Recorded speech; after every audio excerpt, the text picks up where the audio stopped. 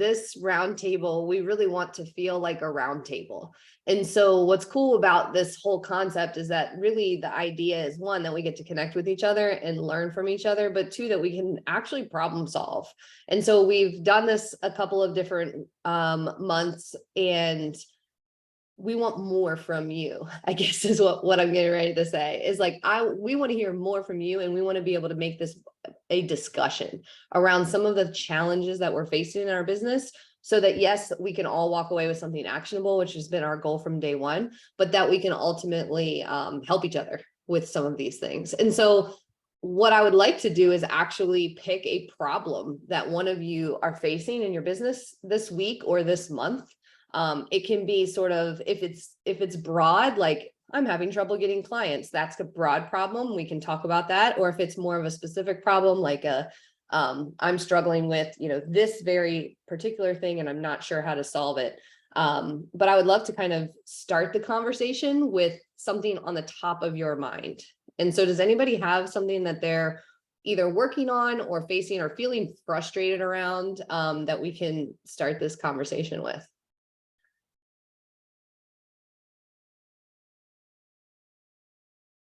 If not, I've got some backup topics that I know people are struggling with, but I'd rather hear them from you.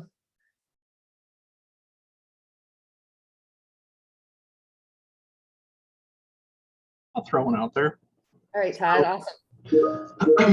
The imposter syndrome.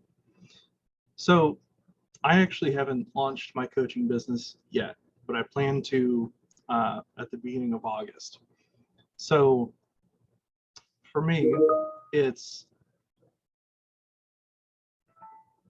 feel like I'm preparing all of my materials, and I'm getting ready to launch. But there's still this nagging feeling behind everything that's like, but are you really qualified to be able to help other people? So that's where I'm at. And before we start having some thoughts and contributions on this, why is this a problem? So what is it stopping you from doing, or what's it costing you because of this imposter syndrome problem? So currently it's not actually costing me anything. I'd say it's a problem because it's just a fear that that I'm not going to be able to help people in the way that I want to. So it's just a mental block, I'd say. Mm-hmm. So for everybody that's listening, and Todd, you can jump back in at any point, what are your thoughts? Have you ever faced this? How did you deal with it? How did you get past it? Like, let's get real practical. I mean, mindset stuff's it can always go into the like headspace, never really get anywhere. But if we kind of tackle it as like mindset stuff is a real deal, and then we just need to attach a practical solution. Let's kind of go around. So what I want to do is kind of have a format where we all get to contribute a little bit to this topic, but keep it fairly short and sweet. And you can definitely ask a question back to Todd, so we can make it sort of like a conversation back and forth, or feed off of what somebody else has said.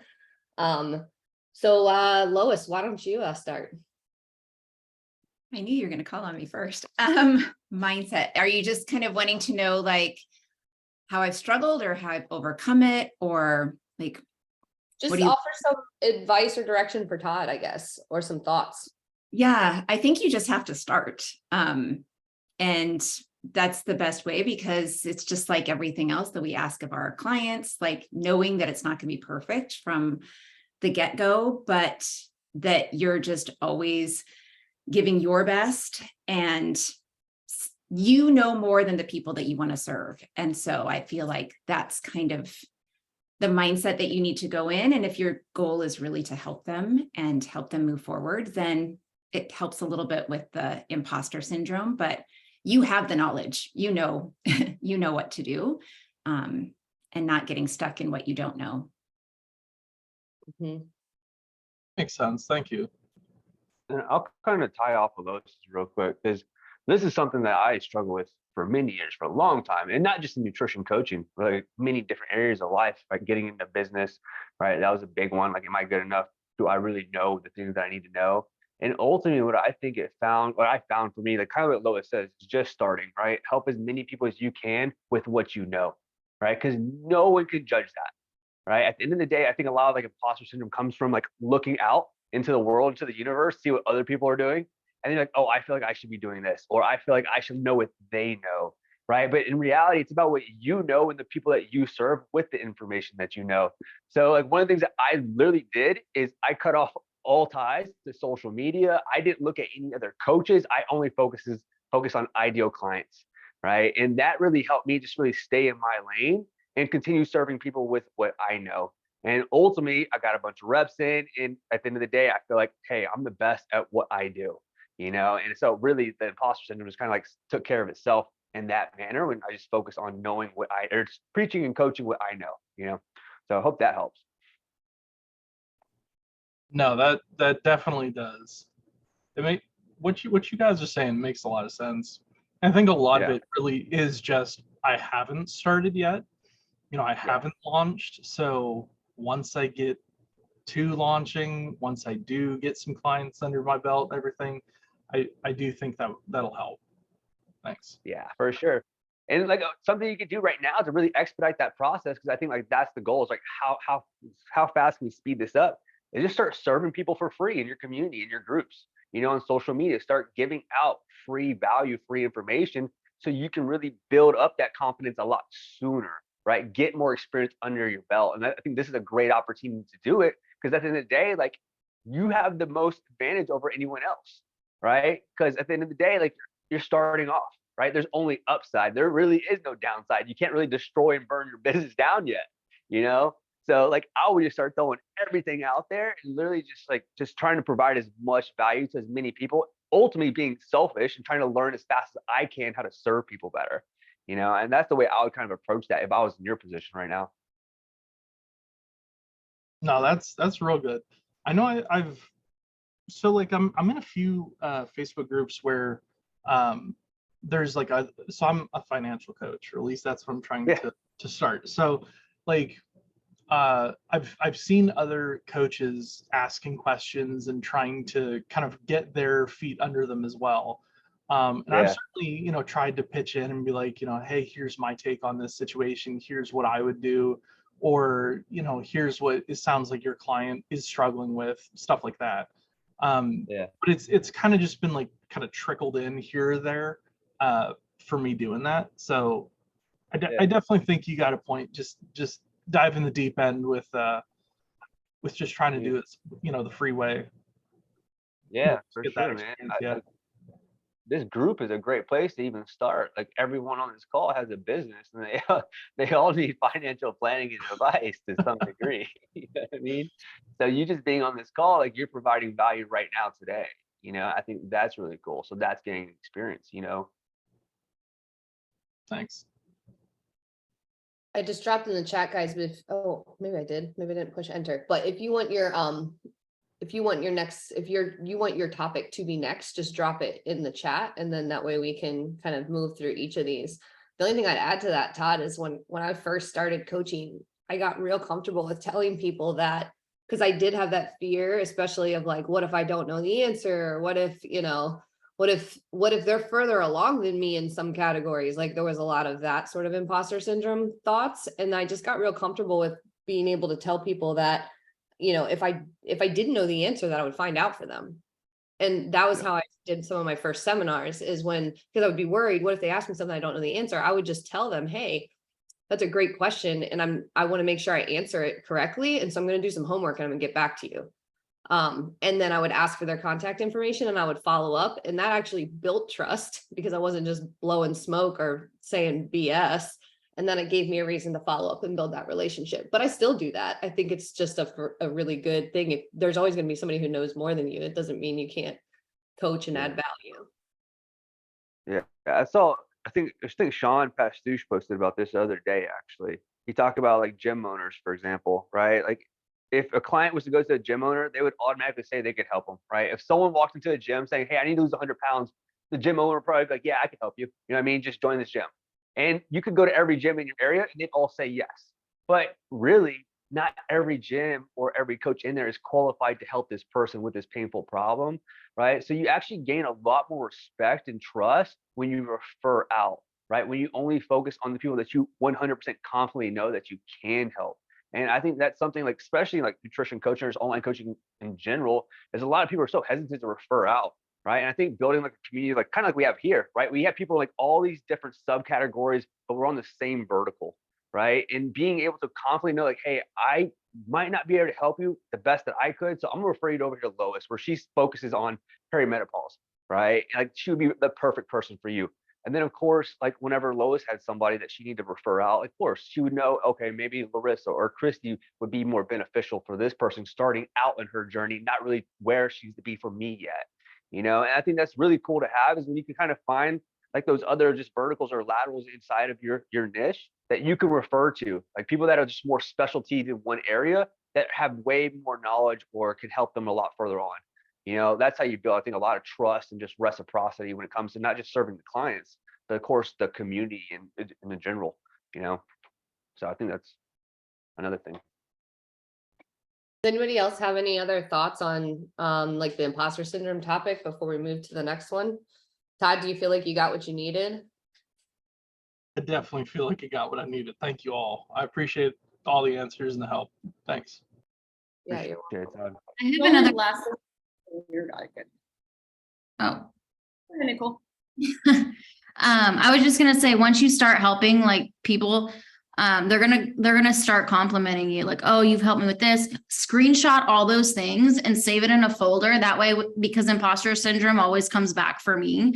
I go through my testimonials and I read them and I say, I'm actually making a difference in people's lives. You know what I mean? So that's a little trick I have to like kind of get me out of that mindset. So maybe try that once you do start collecting those. It's a good one. Awesome. I like that. Will do. Thanks. Yeah, that's literally how I had my cell phone set up. I think Christy gives me shit about this all the time.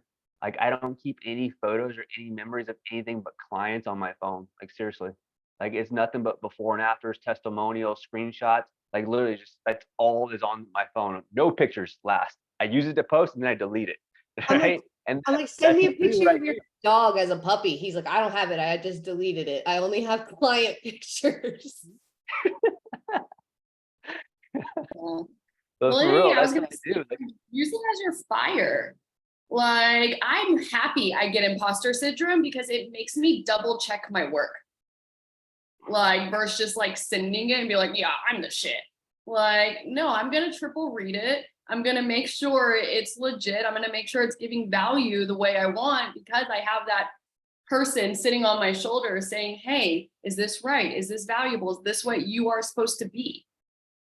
And then it makes the content and everything I'm saying even better because it's that, you know, those people with the huge like egos that are like, I am the absolute best. Like how many people really enjoy talking to them all the time? And they're like, no, you're wrong. I'm right. No one. But you know, when you have that piece, you're like, I'm going to check it. And like Christy said, able to say, I'm not sure. Like the amount of times I tell, I'm like, ooh, I was like, I rarely get new questions, but you're really shooting them at me today. I love this. Now I get to learn. Like, and they just love it, but use it as that fuel to like make yourself even better, to research more. And then you get to learn about a lot of new cool things too. Yeah, I love that advice. So like a good excuse to go learn more. yeah, It's like to great. become better. Mm-hmm. Yeah. Lexi put a good question in the chat. Yeah.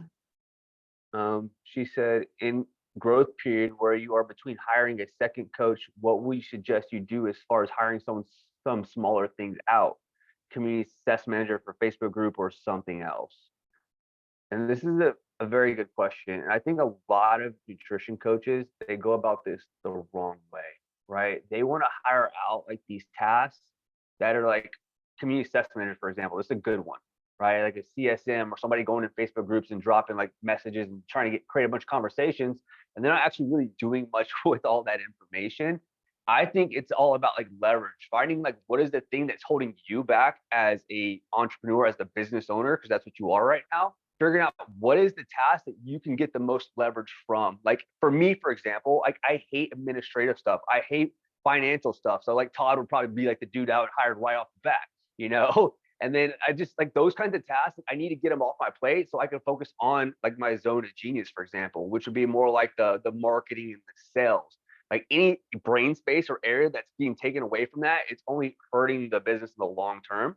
So I think like that's one thing you really kind of like step back and look at first is like, what are all the things on my plate that I absolutely hate doing, right? Because if you hate doing them, you're probably offloading them, right? Probably offload them. And most of the time you can offload a lot of these things fairly cheap too, right? Like virtual assistants, they're all over the place. They're cheap as hell right now. You know, like a CSM, I don't think most people use CSMs properly in the nutrition coaching space, right? I think of like a customer success manager in terms of like someone that's following up with like active clients, like actively like making sure that they're staying engaged in the program. They're reaching out for referrals rather than just like mining for leads inside Facebook groups, you know? Like, I think that's not really utilized right because now they're just creating a bunch of conversations. Like we hear it all the time, like me and Christy, like, oh, I've been in like a Facebook group. I got 200 conversations going on in the DMs. I was like, okay, cool. How many emails did you get from those?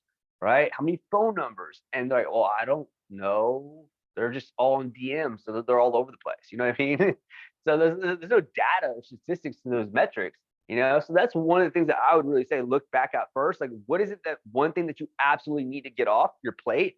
More than likely, it's probably coaching for most people, right? That are looking to make that first, second, or third hire, right? Like I know if I had 50 clients, I couldn't market, I couldn't sell, I couldn't do follow-up, I couldn't nurture, I couldn't do all that stuff, you know, because like my plate is just always full, especially with like 40, 50, 60 clients, you know? So like that would be the first thing that I would probably look to offload rather than like a customer success manager, someone to get you more leads. How about how to do fulfillment better? Because ultimately, I think you get more leads from doing better fulfillment, right? Than you could from a CSM. And that's kind of like my 2 cents on that, right? I think Christy might have another perspective from it because I think she just downsized her company not too long ago because she hired in the wrong manner. So I think she could probably provide a lot more value on this topic. Me, I just fire people. Um, I brought on people quickly and you probably heard that phrase before, like hire slowly, fire quickly or something like that. And I did the other way around. Like I hired quickly because a lot of my people were homegrown. And so what that meant is I had super enthusiastic raving fans who wanted more. And I didn't have a next step for them actually as a part of their client journey. And so I hired them, which is nice, but a terrible business decision. And then I trained them. So I didn't just hire and then like, go do whatever. I invested years in these people, training them. And I'm very proud of that. But also it was not a good exchange of time for where my business actually needed to go. And ultimately, I don't know that it did them the service that they needed either. And here's why. Because the service that I want to provide to my clients is a professional level of service. They are investing, you know, between $3,000 and $5,000 in my program, and I want them to have the absolute best results. And I hired many part-time coaches as opposed to a handful of full-time coaches that I could really throw myself into investing my time and energy into. And my part-time coaches are incredible people, and I still have some, and they're doing a phenomenal job, but I would do it differently. If you know, the opportunity to hire again, I would hire full-time coach as opposed to a part-timer. And so again, why? Because you're going to invest time and energy into anyone that you hire. If you're not, then you're already going to fail, right? So you know you got to train them. You know you have to create systems for them to be successful. You know you have to follow up and create accountability structures and meetings for them to show up. And so that's a lot of investment on your part, and it needs to return for your business. And the issue is if I could have someone who could coach 50 clients as opposed to 20, then the same amount of investment and energy into training them would return much more in terms of like, you know, delivering that service to clients. So that's why I would do it differently. And what we did is I didn't fire people, to be honest. Everyone I hired, I cared about, and they are phenomenal people. But what I did is I raised my standards. So I raised the standards for my team and what I required from them.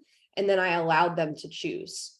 Would you like to go down this path of, leveling up in terms of what you can commit to Fit Me and what you can bring to the table? Or would you like to step away? And so it was just giving them the choice of, I will invest more in you and train more, but you're going to have to show up more. Or like, this is completely okay. You can step away and do something else. So that's how that worked for me. But that's Yeah. painful. I do not recommend that route. Saying goodbye to people sucks. And transferring clients sucks. And like having to move things around, not the way to go. So Yeah.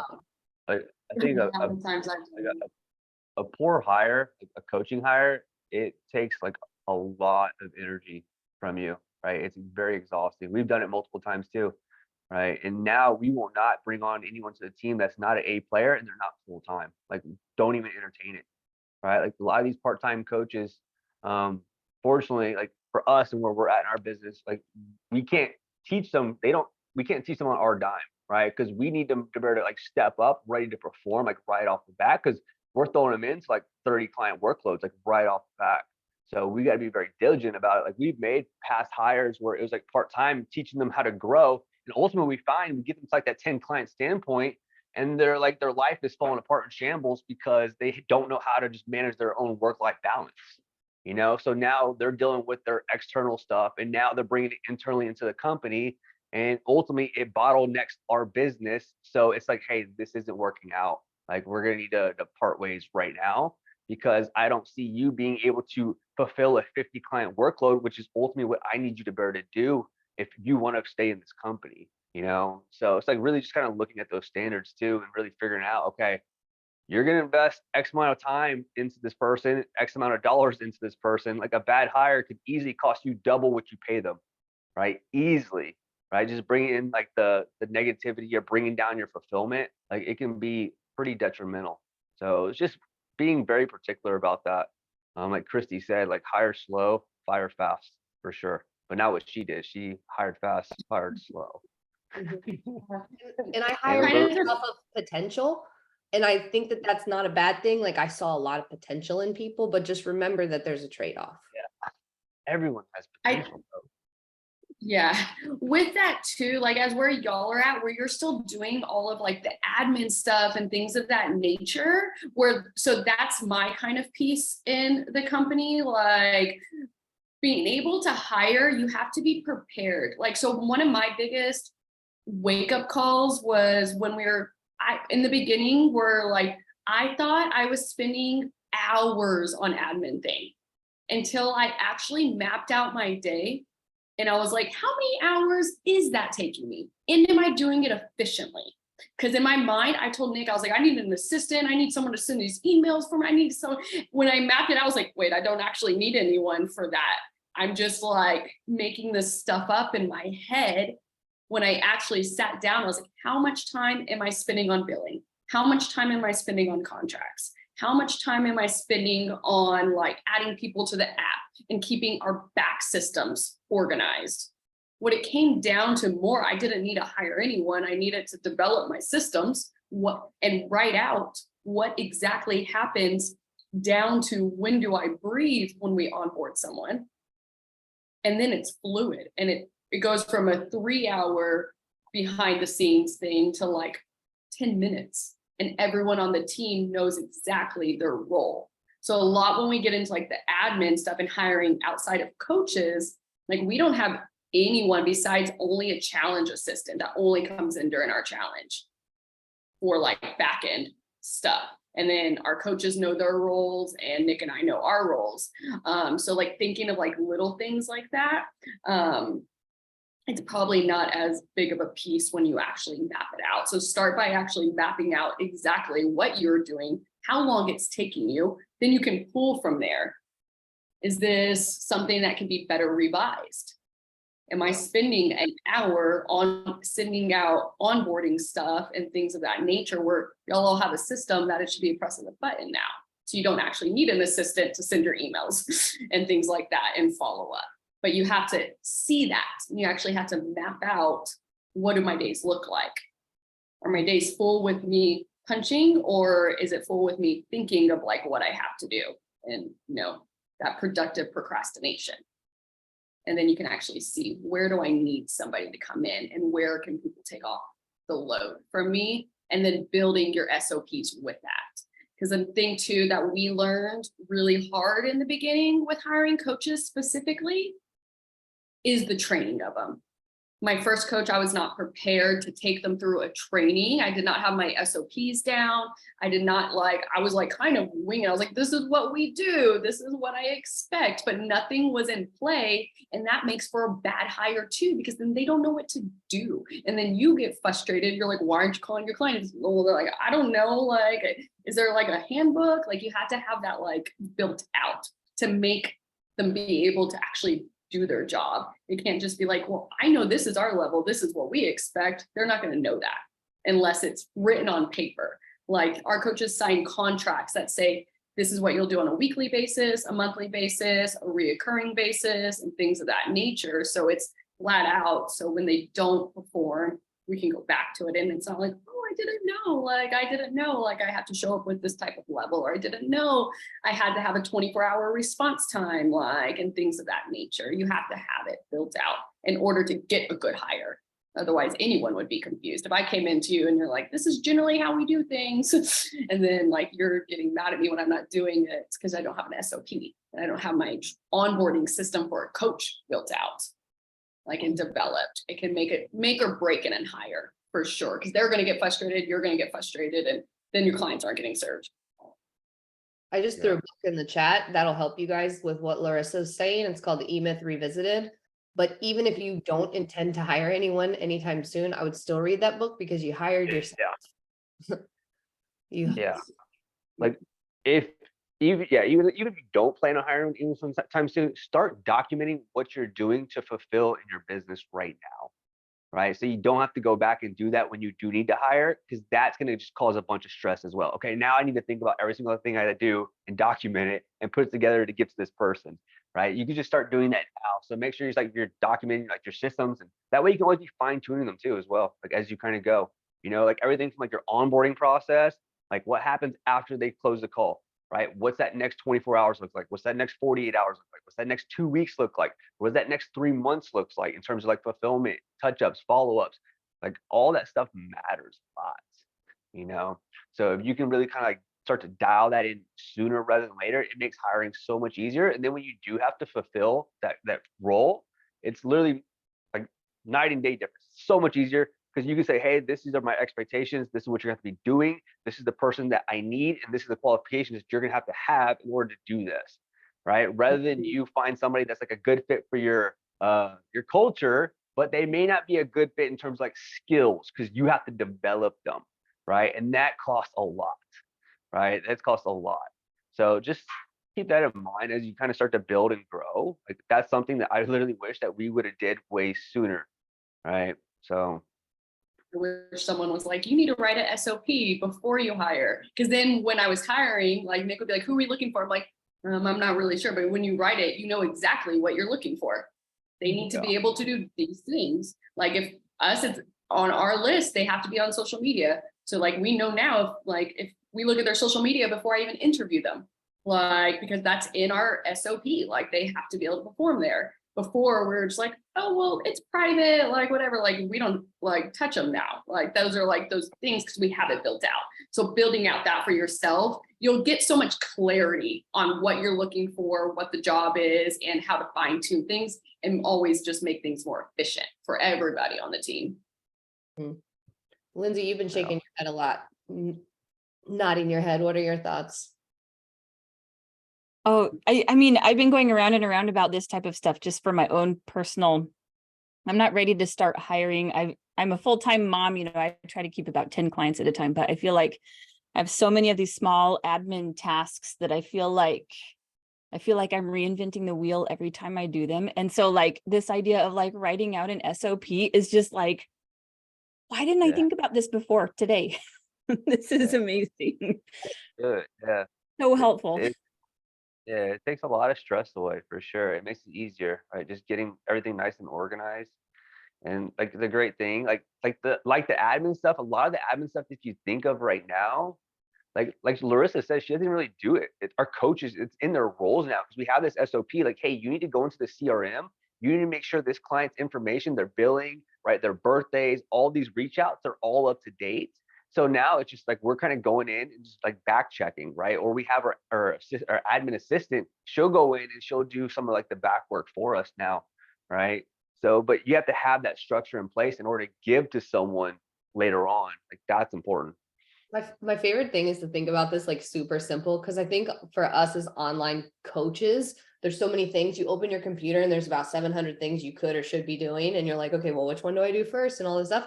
If you owned a brick and mortar gym, right? And you were going to hire somebody to open and close it each day, not run the classes, just open and close it. And you were like, hey, just, unlock the doors, get things rolling. And then at night, like make sure everything's great and then lock it up, right?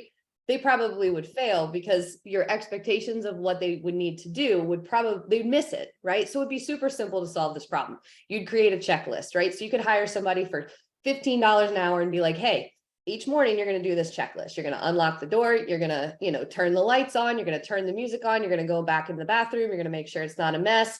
You're going to do X, Y, and Z. And you're going to check it all off and then you're going to initial it that you did it. Boom. Now they're winning. You're winning. Everybody's happy. Same thing at night. You're going to put all this crap away. You're going to lock this up. You're going to wipe down the bathrooms. You're going to wipe the whiteboard. Like if we think about it like in a tangible physical sense, it's really easy to understand how simple this is. But we don't do this with our own marketing. We don't do it with our own admin. We don't do it with onboarding. We don't do it with anything. And it doesn't even have to be complicated. It could just be like, hey, my getting started every day checklist looks like this. I make a post in my Facebook group. Like I reach out to 2 clients to check in how they're doing. Like I do X, Y, and Z. And that's what I do every single morning. There's my checklist, and it's just that simple. And so if you break it by category, then it's like you're setting yourself up for success because you're following a simple system over and over again. You're setting them up for success, but it doesn't have to be super complicated. I guess is my point and we get overwhelmed when we look at our computer, like so many things I should be doing. It's like put toilet paper on the thing. That makes so much sense. I appreciate that because I was thinking like, okay, well, I could like hire a virtual assistant, but I don't even know what I'm doing well enough to pass it on to a virtual assistant. It would take so much time to explain to them what I need. I might as well just do it myself. Exactly. I've said that so many times. And don't forget the basic things. Like she said, put the roll in the toilet paper. My stuff in our SOP, like I'm like, oh, it's obvious. They should do it right. It's not obvious. It's never going to be obvious. You got to write it. Like, I'm like, change the date, put their email in, like very simple things, but they only have to look at it once or twice, and then they got it down. Like in the gym, they're not the toilet paper, like it seems simple and we think it's obvious because we developed the system in our minds. It's never even been on paper. And then you put it on paper, you're like, oh, and that's why just going through your day and writing things as you do them, like just get it out on paper, like start word vomiting what you're doing on the day-to-day basis. That's such a good idea. Yeah. Like we're currently in the works of writing out systems and processes for gyms so we could license and sell our programs, what we do to fitness facilities. And you can only imagine the amount of detail that has to go in there. It's just insane. Like we're talking like a stack of stuff because every little thing has to be accounted for at that point. I remember whenever I started working for a gym a while back, like I was a operations manager for a franchise of strength and conditioning gyms, and they handed me like literally this binder. It was like this thick, and it was nothing but onboarding procedures. Right. And it was everything from the way that you communicate in class to the way you correct exercise to opening and closing the doors, right, to the way you mop. It was insane. And I was like, man, they really paid a lot of detail to this. But at the end of the day, like whenever we go back and like we looked at expectations and why people aren't doing the things that they do, it's like, hey, did you actually go through the onboarding binder? You know what I mean? And so you always have a place to reference them, like kind of like with our clients, like, did you listen to anything that I just talked about? Like it's crazy, but the simpler you can make it, the better. Onboarding. What's the next topic? What's the next topic we can problem solve, guys? That's what I think this is. how to get gym owners to communicate your message more so people sign up. Our problem. Can I get other business owners that are gonna get paid for doing something to do the thing? My problem is how to motivate other business owners to want to grow their business. That's my problem. Right? Like it's like holy shit, like I want to do it more than you do sometimes, most of the time. Sounds Like like we how do both you win motivate here. clients to want to lose But weight. It sounds like the same problem. I know it really is. Like the problems, they're the same problems, just on a different scale. It's insane. It's funny, right? Anybody have thoughts for Nick? It's a real problem. It is a very real Actually, we're problem. dealing with this right So- now. I'm texting so- our gym owners right now. So, I'll give you some more like perspective on the problem. How about that?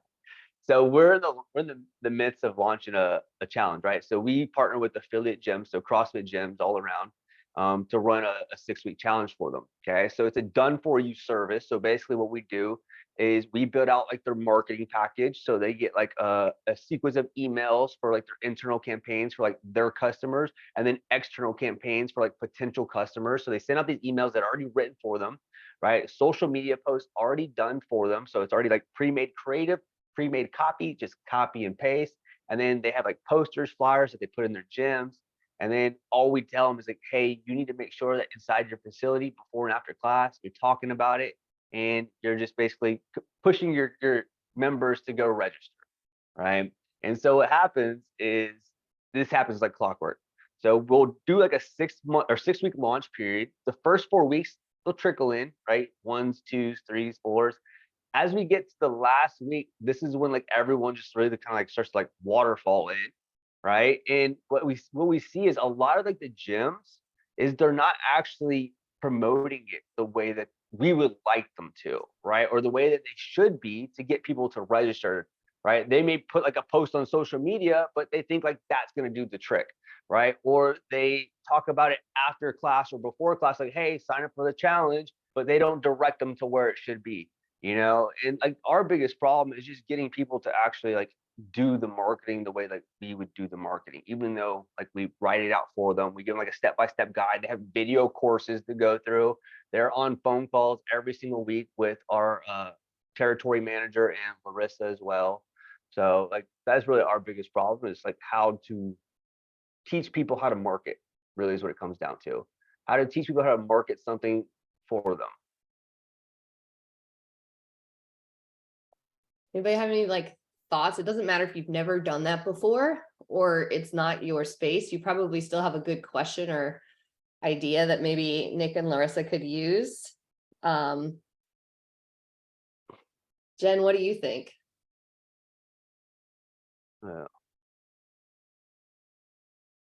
I have no ideas, but if someone gave that to me, I could run with it. Like, I think that's my biggest struggle, is the things that Nick was talking about, is to do all of the back end work of it. I could talk to people, I can post, I can talk to more people, if that's all I was doing full time. Yeah. And another thing, like the people, like the CrossFit gyms, most gyms that we work with, like it's not their full-time job either, right? There's very few gyms that are owned as like literally like that is their full-time place of employment, right? Is usually a lot of them are investors, or they have full-time jobs that they need to supplement the income that they're not making inside of their CrossFit facility. Whenever they hire coaches, guess what? They're not actually paying coaches. Coaches are working for a free membership, right? So they're really not vested into the business. I'm sure you see this a lot too. Like if you talk to gyms in general, like a lot of gyms, like these small boutique warehouse style gyms, right? They have like nutrition programs, and their nutrition program is really like their member Sally that does macros for the gym, and it doesn't really benefit the gym in a way whatsoever. So at the end of the day, it's not really like a well-structured, well-oiled machine business for most part. So I think like that's really a part that's really kind of like boggled my mind, is like, how do I communicate with business owners how this would better serve their brand, right? And ultimately allowing them another source of revenue, because that's really what we do. Like our done for you service is for free. It's not for free. What's the opposite of free? When you pay somebody to do everything for them. Is there a word for that? That's what we do, right? they don't pay us at all. We pay them to do everything for them. You know, so it's like that no brainer. You know, imagine if I were like, hey, Lois, let me go run your nutrition coaching business for you and just pay you to do it. Right. That's literally what I'm doing. Like, you're like, oh yeah, why wouldn't I do that? Like, you're like, I don't have to do anything. No, just get out of my way.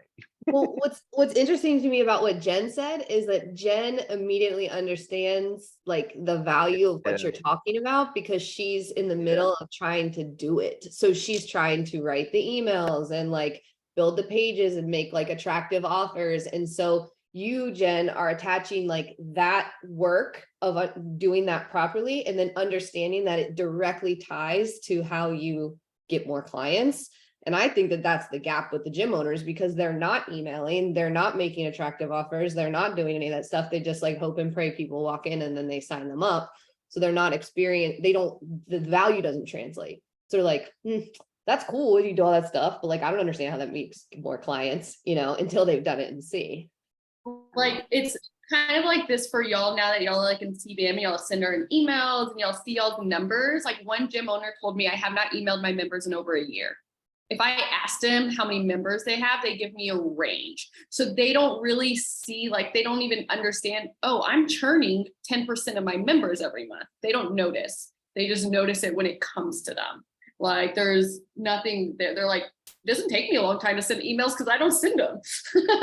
Like, we're like literally like hyping up their gym. So it's like, oh yeah, cool. If you want to give me some, I'll send them. Like, I don't do that, but okay. And so it's a really unique perspective in that they don't see that their members aren't getting results because they're not at the gym. Like, they don't see that, they're talking about, oh yeah, you got to eat a lot of protein and take some BCAAs, like that member to member, that's like the nutrition conversation going on. So you guys all go to gyms. I mean, every single person on this call is probably like goes to a gym. Like, what do you think would motivate a gym owner to utilize those tools to like sign up people where it's going to be like a done for you thing, like they said? I have some ideas from a behavior perspective. I don't own a gym, but I spend a lot of time in like psychology with coaching and stuff. There's a couple of things. One is that your methods were not their idea, right? And you all know about coaching people with dieting and stuff. It's like, if it's not their idea, they're not bought in. And then the other thing is this conflicting value because the gym owners, they're valuing their time, their own personal expertise and their own journey, and the way they have things set up. And that value is getting pitted against this new thing that you're throwing at them. They don't have as much experience with the new thing. And so from like a behavioral, psychological thing, point of view, that your way is going to help them a ton. They don't necessarily see that.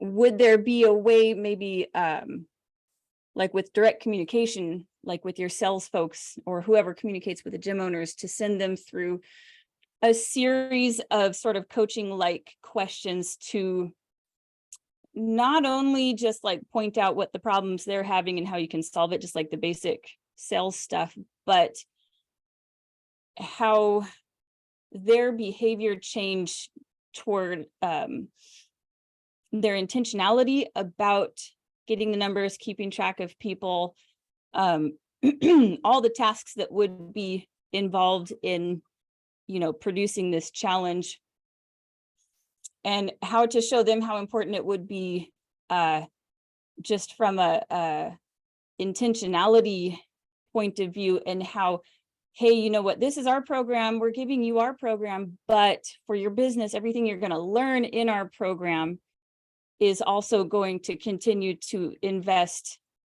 or continue to produce results in your personal gym if you continue. Does that make sense what I'm saying? Like, it's very typical, like behavior change diet coaching, just switching to the business owner's perspective. Yeah, and that is something that we kind of like work around too, like, because it's Mhm. very different, right? Dependent, like just like it is like nutrition coaching, right? Like everyone has a totally different mindset. They have a totally different belief system. They're at a totally different standpoint. And it's the same, like the same thing with gym owners too. Like I totally get what you're saying. And that is part of our sales conversation. So we do like an onboarding call first, is we kind of like dive into like their business and where they're at, what they're looking to do. Some people, they want to grow their business. Some people, they don't even care to grow their business. They just want to provide more value to their members, right? Without adding more to their plate, you know? So it's like, that's one of the things that we've really been focusing on, is trying to like figure, like really nail down like who that ideal client is in terms of like the B2B model. That way we can make sure that we're communicating to them properly. And it's really been like the hard thing for us to understand is like, we reach out to what, 120 gyms a week, right? Like cold outreach. We'll get 2 calls Actually, out of 100, 370. We 170. call 120 gyms a week. Yeah, so we're cold calling 120, and we'll probably get like what, 10 responses, and out of 10 responses, we'll get two calls booked, you know, and it's insane. It's very insane. But at the end of the day, like that's just data, that's statistics, that's cold outreach in general, you know. So yeah, it's just trying to figure out how to best position that, I guess. There's another piece with it too, which really does relate to everyone here. Because so like Nick said, we'll get 11 phone calls, or 11 they actually answer. So any of those that aren't going to a meeting majorly are saying, oh yeah, we have a nutrition program. And they say, oh cool, what's it consist of? Oh, I give our members macros when they sign up. Oh, we're doing the 800 gram challenge. Oh, we just did 75 hard. These are hundreds of people in the US. We call gyms literally coast to coast, where that part-time coach or the owner who also is doing everything else is pulling someone in. These are people that then come to us and it's like, I've been on 1,200 calories doing CrossFit 6 days a week, and you know, it's not working. So now I'm looking for something that I actually get to pay for, because they're not charging them either most of the time, or they're charging them 25 bucks a month. Or they're like, yeah, that member's helping them. I don't know what their credentials are. They don't pay me anything either. I don't really know what they do, but I know they talk to them about nutrition. Like, and so that just pulls back to everything like that all of us really do. Because then I'm like, so how's that 800 gram challenge working for y'all realistically? Like, well, a lot of our members don't lose weight, but they feel better. Well, what's the goal? But they're all like, yeah, we got something in play. And it's that X, Y, or Z coach. So if you're looking for a place to get clients, go to your local gyms. They're struggling. That's what I'm saying. I'm dead serious. Go to the places down the road. Like get in the arena with them. Like they need it just as much as you need it. It's crazy. I like that attention.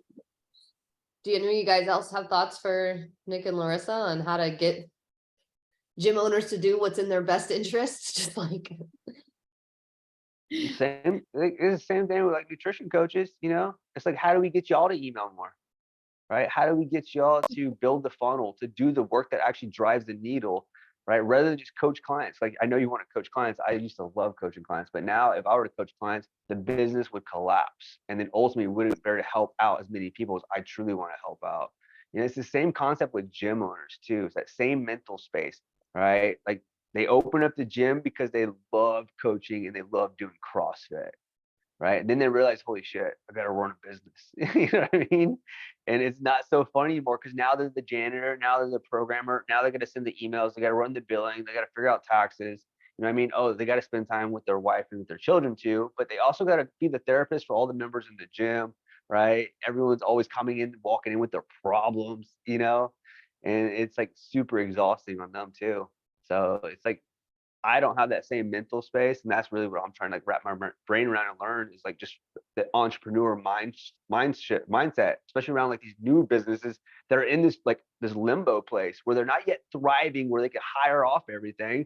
In reality, if they did hire off everything, that would probably be the freedom that they needed, right? But they feel like they have to do everything on their own still, you know? Like I think that's the hard piece because like a lot of people they get stuck there, right? We were stuck there for I don't know, like a year, really. Like me and Larissa did everything before we started hiring everything off and realized, holy shit, I should have did this like 7 months ago, you know, but they stay stuck there longer.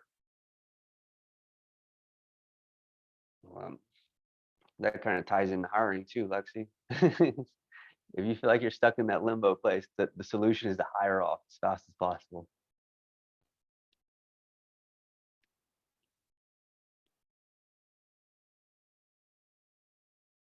We got about like, I guess 7 minutes or so left. We can always go a little bit over, but does anybody else have one last topic?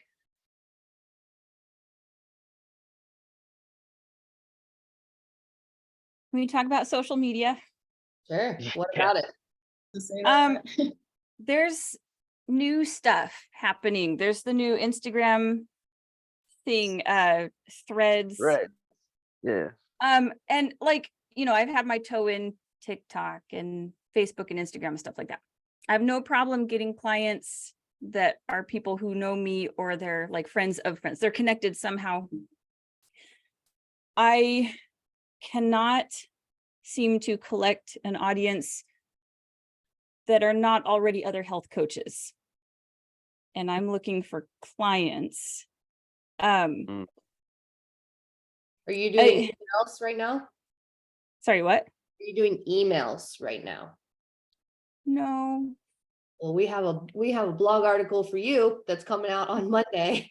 Which is literally the exact words that came out of your mouth is the opening art paragraph. Right on. So That is is the true. question around like, how do I attract my ideal client on social media, or like, how do I get more clients? Because to me, those are not the same question, because Right. if you just want to attract people on social media, then that is a thing that you can do. But if the end game isn't that, if the end game is like, I want clients, that's really what I care about, then I feel like there's a different answer. Yeah, I'm not totally sold on social media. I mean, I feel like each platform is a totally different culture that you have to learn. And I really just want a steady flow. I want to keep my 10 client roster steady all year round and like maybe have a wait list of people waiting for spots. And if it's just only people who I know personally, like I'm gonna run out of people pretty soon, you know? Mhm. So, I mean, I don't mind like physically handing out business cards and stuff. It's just that like social media seems like that's what everybody's doing. And like as far as like personal business owner, sole proprietor type folks who are doing the e-business stuff, like it seems like social media is like the only option. So yeah, how do I get more clients that are not people who know me personally, whether it's social media or not? Your clients. Yeah. Ask your clients for clients. Okay. I don't know why I didn't think of that. Start a referral program. Like I'm telling you, like right now, I would like everyone here. You need some kind of referral program, right? Like referrals are going to be your warmest leads, hot leads, right? Because they're referred by somebody that already know, likes, and trusts you, and they're the only source of traffic that compounds into itself, right? For example, if you were to pay Facebook, Mark Zuckerberg for advertisement, you pay $1. Let's just say you get like 25 cents to $5 back, right? But that statistic is always going to be that statistic, right? So you got to invest X amount to get X amount. Your referrals, totally different subject. You get one person really good results, that one person tells 2 friends, right? So now you just doubled your business, right? Those 2 people that they referred to you, well, they go tell 2 friends, and now you have 8 referrals, right? So you went from 1 to 2 to 8, and it just keeps compounding exponentially. So it's like that hockey stick curve, you know? So if you just put a very big focus on a referral program and just servicing the 10 that you do have like exceptionally, and putting an emphasis on asking for customers, like you got to ask. A lot of people are afraid to ask, but they don't mind. 100%. Like if somebody ever asked me to help their business, I always help them whenever I can, you know, especially if they served me well and changed my life, you know?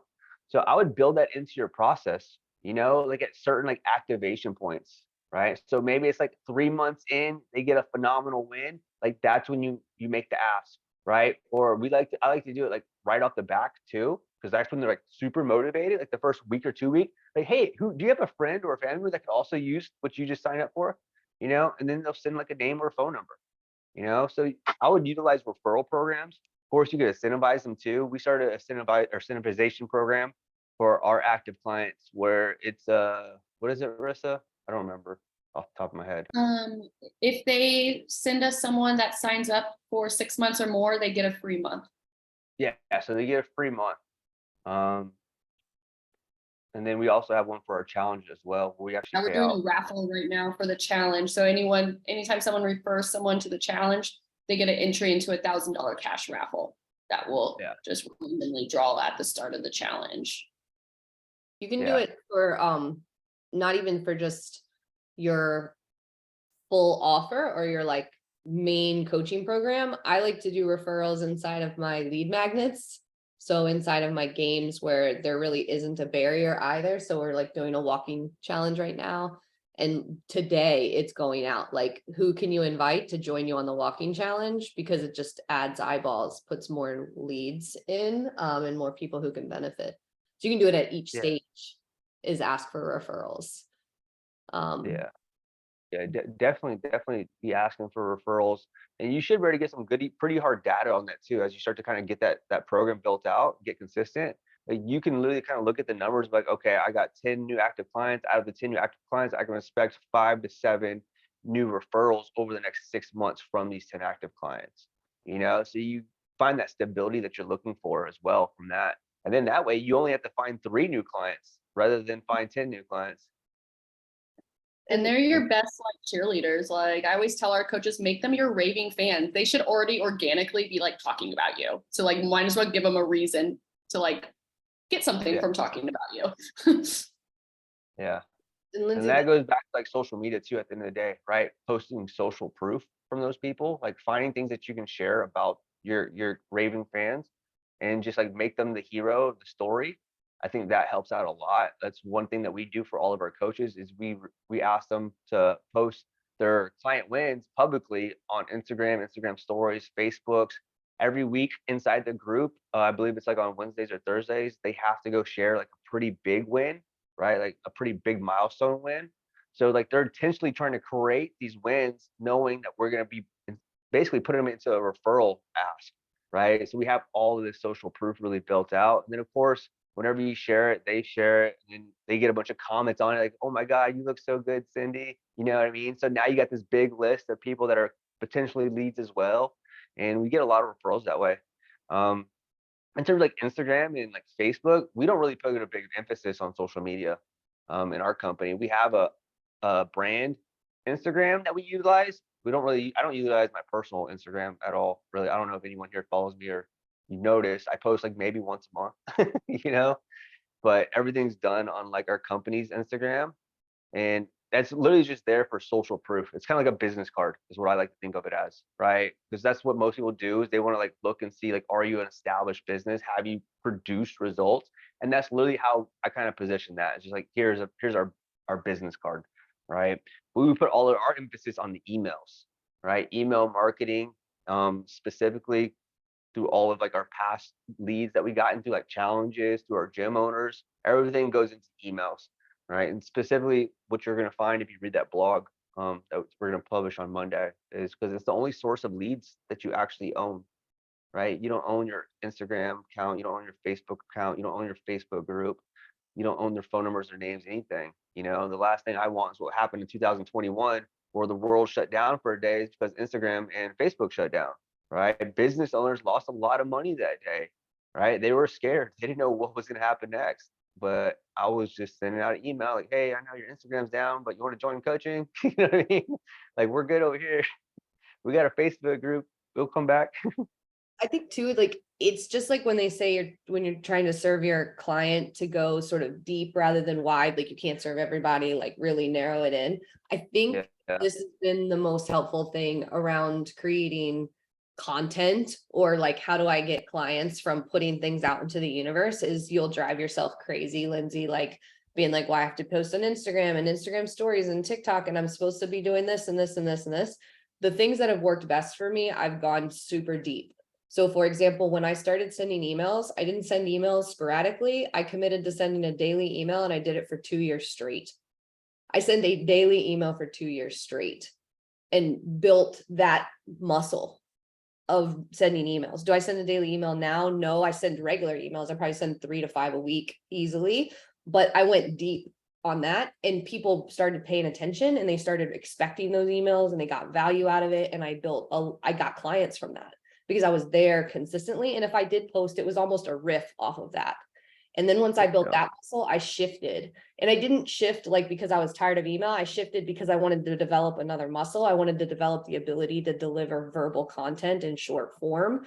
And so I was like, how am I going to do that? So I started going live in my Facebook group and I committed to going live every single day when I was drinking my coffee. So I was like habit stacking it. I was like, you drink coffee every day, but you don't show up in your Facebook group every day. How are you going to do that? So when you drink coffee, you're going live in your Facebook group. And the whole concept was just to show up consistently, to build relationships and get clients. That became my podcast.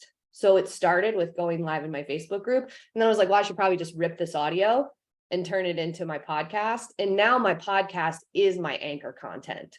So I'm like 650 episodes deep now into that because I went deep into that. I've committed to doing it. I've been doing it for 2.5 years straight. But that is my content that I riff off of. So it's not like I don't post on Instagram. It's just like I invested my energy in this and I get clients and attention and trust from this one place that I dedicate time. So now I've got the emails that go consistently and I'm doing this, but I'm not worried about like in that level of commitment on every platform everywhere. It just doesn't matter and it doesn't work. But I do know people who go all in on Instagram, but they treat it like a for real thing. They spend days building content, planning their stories. It is not just a like, oh, I'm supposed to post today thing. Like they use Instagram or TikTok or whatever as their primary source. And like what Nick is saying, like that works, but it's also a gamble because you don't own it. So highly recommend 10 out of 10 place to start is email. Because you own it, you can continue to develop it over time. You can acquire people every single day. You can build that relationship. You can flex that muscle. You can use it for launches. You can use it for testimonials. You can use it for literally everything. And guess what? If you just wrote an email, you already got your Instagram post. Just pull something from that and, share it. But at the end of the day, like what I was asking you before, Lindsay, is if the goal is to get clients, then you absolutely shouldn't be everywhere. You need to focus your attention on the place that you can do it best. So I recommend if you have to pick where you start with email. Yeah, that makes a lot of sense because I really was spending a lot of time every day working on social media stuff and just feeling like really overwhelmed, and that I'm not spending time like building coaching skills or doing the things that I feel like really make any kind of an impact for people. Yeah. So yeah, that makes a lot of sense. And I love the idea of using using the email as the material to throw into Instagram. Easy, Anchor, copy paste. Right? Mhm. Everybody should have a piece of anchor content that you show up every single day and do. And then that is what you riff off of everywhere else. Hey, in my story, guess what? I post about my podcast. Why? Because that's my anchor. Like if I make, it just is something to return to. And then some people are like, well, maybe I should start a podcast. Yeah, maybe you should, but just be prepared for it to take 2.5 years before you get any traction. So Mhm. it is a long game and that's fine. Like I wanted to do that. So I have done it. It's just starting to get traction. Guess what? I'm 2.5 years in. Yeah, that's what I do. I use the email as the anchor. Basically, like we write out the email and then I'll pull from the email to post in the Facebook group. And then if I pull from the Facebook group, I post it on Instagram. Like that's literally exactly how we do it. Go long to short. Some people like going short to long. Like they'll for example, I think Rico talks about this and Alex, they do like a tweet post first. And then from there they build into a story. From the story, they build into like a YouTube. Right. I rather collapse than try and expand. I feel like it's a lot harder trying to expand than it is to collapse.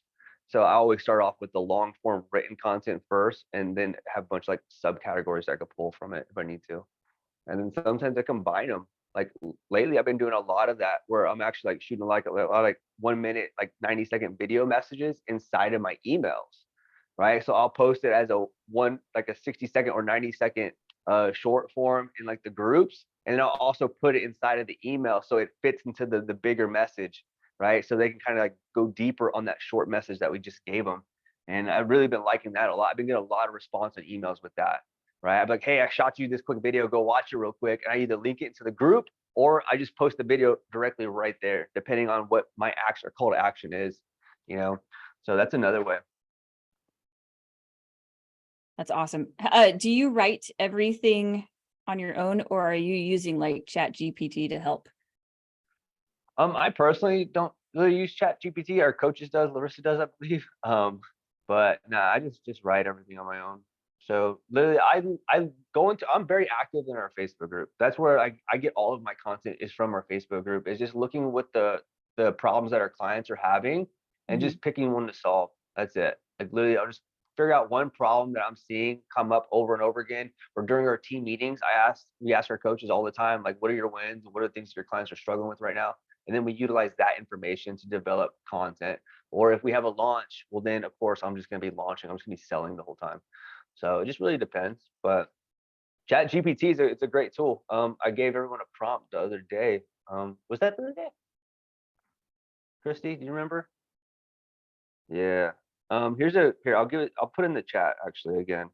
It was office. Like hours. if you ever use Chat GPT? Mhm. Yeah. Where'd It's it go? insane. It's like so crazy. Yeah. You can do a combo too. I mean, like use Chat GPT to save you time on like, here's some strategies, here's some tips, here's some whatever, but then like write in your language. It's a good idea.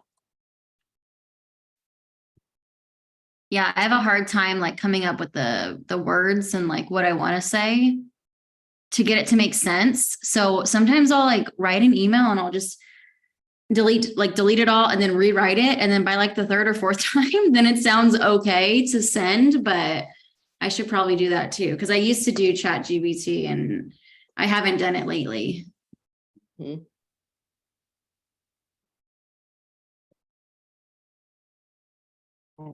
Lexi, so you mentioned in the chat something about mom groups.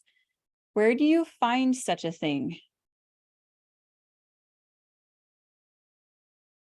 Oh, Lex. So I just Google moms groups in the area and then I just go into those and then I just provide some value. I have got more people out of one group in Airdrie than I've got out of all the other stuff that I've done. Like it's crazy. And it's like I live in a small city. It's like 70,000 type thing. But this moms group is, and you can post. This one particular lets you post stuff. So I don't post a lot, but I'll post like some things that I think are of value. And I have got a lot of people out of there. And then I got a lot of I'm getting a lot of referrals now in there. So when people ask about like weight loss advice, that type of thing. So, some of my clients are in there. So they say, or people that are in my group already. So then they say, you should go to Lexi, right? Your group, my group, and then they'll put a link. And they'll tag me and then I'll put a link, that type of thing. So I've got more people out of doing that and more value than like the model that I was taught was to go into all these other groups and comment on everybody's posts and try to get people that way and then DM them when they commented. And it's such a tedious, miserable task. And takes a lot of time, obviously, right, to be in those groups and to pay attention to what people are saying and to comment on all their stuff and then to give them some value. And so, and obviously doing all the things, it's sometimes hard to get, in enough groups to make that happen. And I find that a lot of those weight loss groups too, there's a lot of shaft you have to go through. Whereas these are like, if whatever your demographic is, like I'm kind of perimenopause, menopause, but a lot of moms are, kind of in that situation where their hormones are kind of messed up. So that to me, you could just kind of find groups that kind of fit into your niche and then start, just putting the odd thing in there, and I put recipes in there, like just different simple things, or if people ask for recipes, I'll offer, those types of things. But I find that one group has given me like a good part of like my group growth in the last probably 3-4 months. So Kelly, you've done a bunch of stuff with Facebook groups, right? Can you offer any like ideas? I know you talked about that you got quite a few people from a Facebook group. Yeah, I'm a pharmacist, and so I got a lot of clients and people from that pharmacist group. So it's a very, like, you can bring up any topic you want. And so people will just ask. Like, my biggest one is someone's like, I'm going on vacation in 2 weeks and I need to lose 20 pounds. What do you guys suggest for me? And it's like, all right, guys. But I found that some of these groups won't let you advertise yourself in them. So if you also have a friend in there that will help promote you, that has done probably more benefit for me. Is like my former clients or a current client will be like, hey, you need to talk to Kelly. I'll be like, hey, thanks for recommending me. You know, and sometimes I'll get away with posting a link to my group in there just to get them over into my environment. But I always like post something really helpful as well. You know, something in there about the question, and because not only is the person that reads it, that person that wants to lose 20 pounds in 2 weeks, they're not going to join my group. But all the other ladies reading this stuff, those are the people that are joining my group because they actually know that you can't lose 20 pounds in 2 weeks.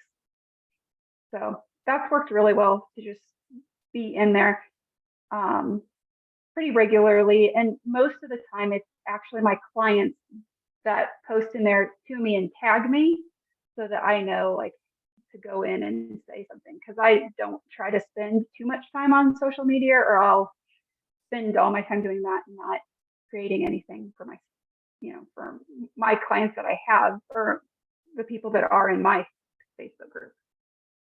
Mhm. I think that's a really good point about it's a lot of times people are seeing the things and they're not the ones commenting or liking. And so going ahead and commenting publicly, Nick and I were just talking about this yesterday, actually, like you kind of have to do both. Like you don't want to have all of your conversation offline. Like if somebody's like, I need help, and you're like, cool, I'll DM you, like that's great. But then also offer a public value solution, because there's plenty of people that just want to read that first and like consume it before they have a conversation, or like they would have been interested to know what your private DM conversation was, but they're not going to see it. And so then they miss out. So I think do both. Like you do want to take conversations into a more intimate setting, but then like you were saying, Kelly, like go ahead and answer it and add value so people can read it. What I'm really struggling with is like, I'm going to do an upcoming challenge and I don't know how to, like, I'm trying to figure out how can I promote this challenge without promoting the challenge. So that I can get some of those women to do the free thing.